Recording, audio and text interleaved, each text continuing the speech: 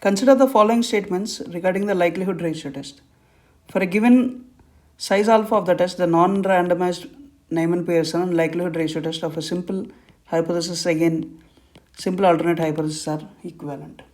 So now, like for testing simple null against a simple alternative, the Neyman-Pearson UMP test is equivalent to likelihood ratio test.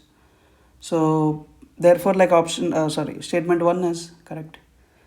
Now statement 2 says the likelihood ratio lambda always lies in between 0 and 1.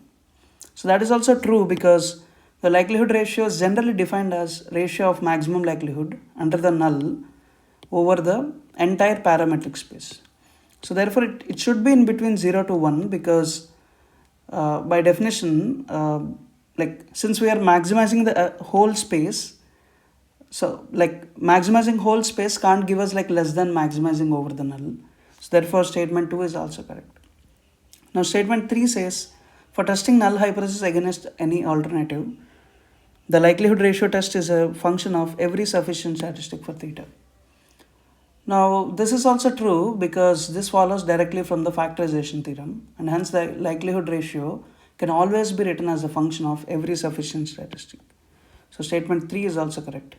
So statement 4 says if lambda is the likelihood ratio, then the asymptotic distribution of -2 ln lambda is normal with mean 0 and variance 1.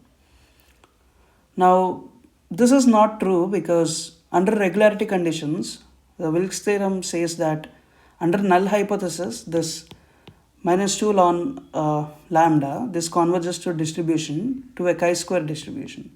So that is clearly not a normal distribution, and the degrees of freedom is equal to the difference in the number of parameters between this null and alternative hypothesis. So therefore statement 4 is not correct. So therefore option A is the correct answer.